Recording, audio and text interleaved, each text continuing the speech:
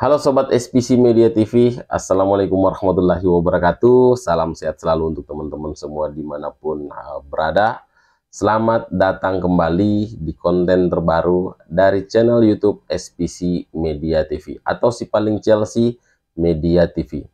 Dan di konten terbaru kali ini sudah pasti saya ingin mereview atau menganalisa ya dari pertandingan terbaru tim kesayangan kita, The Blues Chelsea, di mana The Blues ini menjalani laga big match ya di pekan ke-11 Premier League menghadapi The Gunners Arsenal ya. Dan tentu teman-teman juga sudah tahu hasil akhir dari pertandingan ini ya, Arsenal sukses meraih 1 poin ya setelah menahan imbang Chelsea dengan skor 1-1 ya.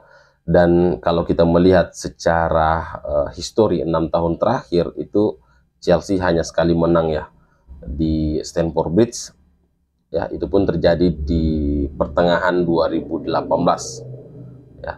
Bahkan kita mampu meraih kemenangan lebih banyak di Emirates Stadium selama 6 tahun terakhir ya, di ajang Premier League ya, dimana kita mampu mengalahkan Arsenal di Emirates Stadium pada tahun 2019 dan juga di tahun 2021. Jadi kita meraih 2 kemenangan di Emirates Stadium dan 1 kemenangan di Stamford Bridge ya. Dan hasil imbang 1-1 di pertandingan semalam ini menambah catatan The Blues yang sulit meraih kemenangan di ajang Premier League ketika bermain di Stamford Bridge.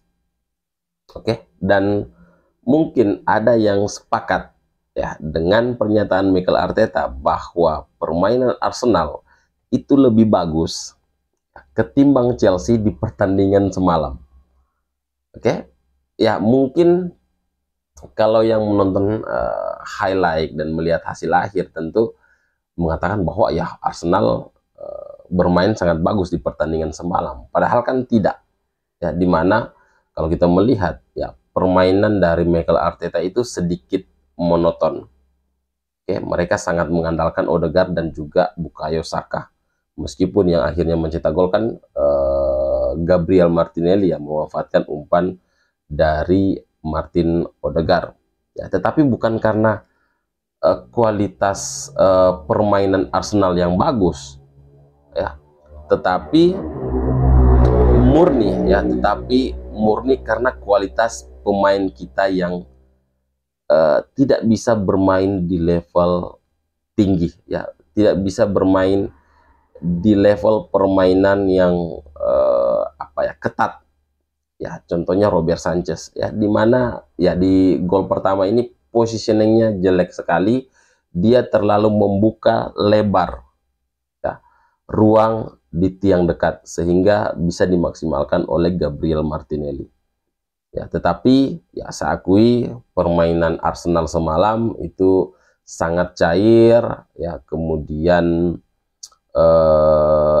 rotasi permainan mereka bagus dan transisi mereka juga berjalan sangat baik ya, sedikit menyulitkan The Blues ya, khususnya ketika mereka membangun serangan dari bawah, di mana ya skema 4-4-2 Enzo Maresca ketika bertahan ini sedikit tidak beraturan ya posisinya ketika Arsenal melakukan tekanan ya. Begitu juga high pressing dari Arsenal yang juga akhirnya berbuah hasil ya, dimana kayak Havertz menekan Robert Sanchez ya, dan akhirnya mereka menang duel di lini tengah ya. Jadi pertandingan-pertandingan dengan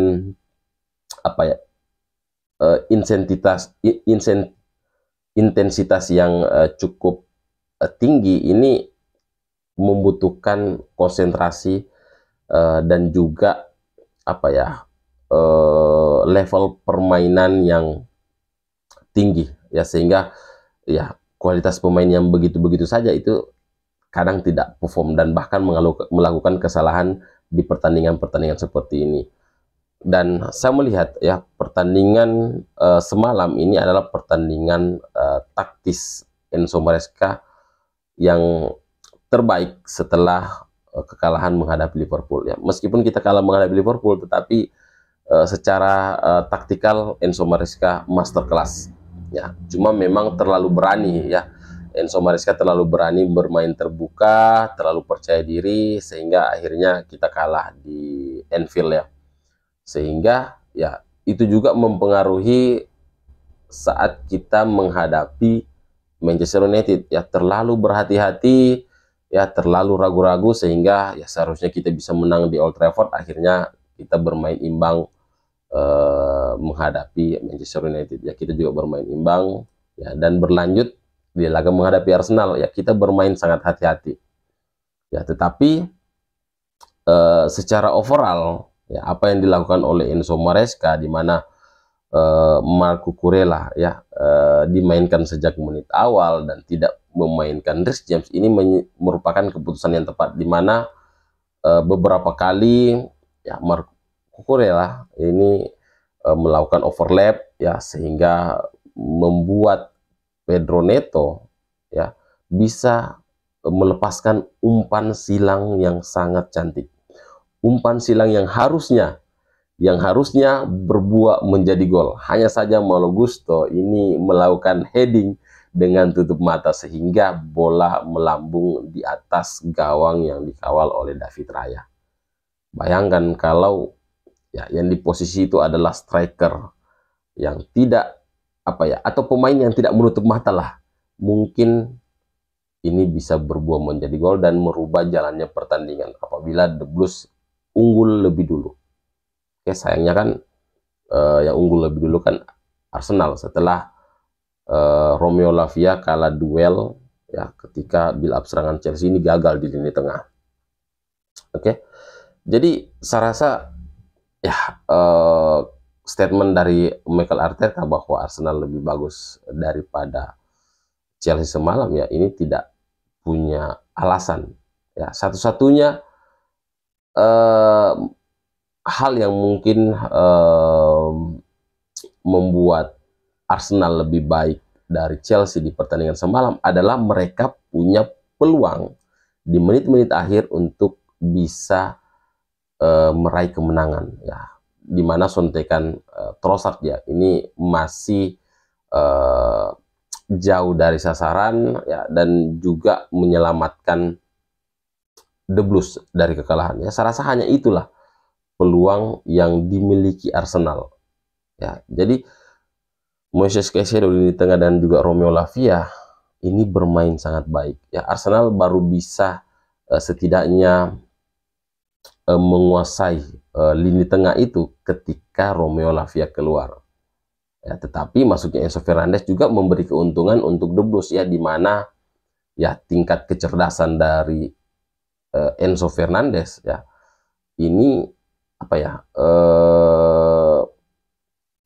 membuat Chelsea bisa menyamakan kedudukan ya, dimana ya meskipun sederhana tetapi passing yang diberikan oleh Enzo Fernandez ke Pedro Neto yang tidak terkawal ini berbuah gol penyama kedudukan. Luar biasa ya, tidak ada satupun pemain Arsenal yang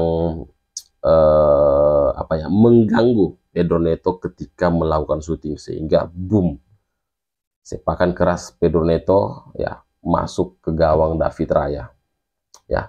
Jadi hasil imbang ini membuat The Blues ya meskipun meskipun cukup mengecewakan, tetapi saat ini kita berada di rank 3 ya, meskipun poin kita sama dengan Arsenal 19 poin, sama juga dengan Nottingham Forest dan Brighton ya, sama-sama memiliki 19 poin. Tetapi ya dengan progres yang diperlihatkan oleh pemain The Blues sejauh ini ya, saya percaya diri bahwa kita akan finish di 4 besar, atau bahkan mungkin akan menjadi pesaing untuk meraih gelar juara Premier League musim ini, dengan satu syarat ya, Robert Sanchez tidak lagi menjadi pilihan utama di bawah Mister gawang The Blues.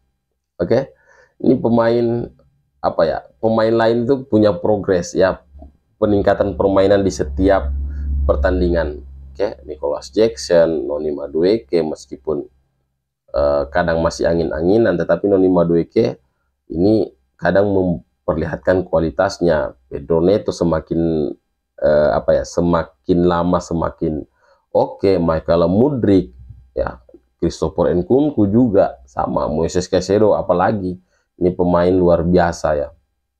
Saya seperti melihat Michael Essien dan juga N'Golo Kante di lini tengah kita, Romeo Lavia, ya, Levi Colwill, Wesley Fofana, ini semua menunjukkan peningkatan permainan yang cukup bagus ya.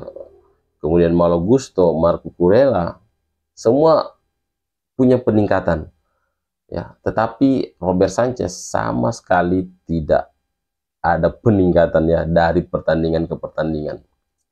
Oke, ini yang membuat saya takut ya, ketika kita menghadapi tim-tim papan atas di Premier League, kesalahan-kesalahan kecil yang dilakukan oleh Robert Sanchez ini akan membuat lini atau pemain bertahan kita, ya, pemain bertahan kita ini menjadi tidak nyaman dan cenderung panik ketika mendapatkan serangan dari tim lawan. Ya, jadi ini yang harus segera dievaluasi oleh Enzo Maresca ke depannya, ya, agar bisa bersaing secara konsisten di papan atas. Oke teman-teman, mungkin itu dulu yang bisa saya share di video kali ini. Terima kasih sudah menonton video ini sampai akhir. Jangan lupa klik like dan subscribe-nya. Saya Ilham. Assalamualaikum warahmatullahi wabarakatuh.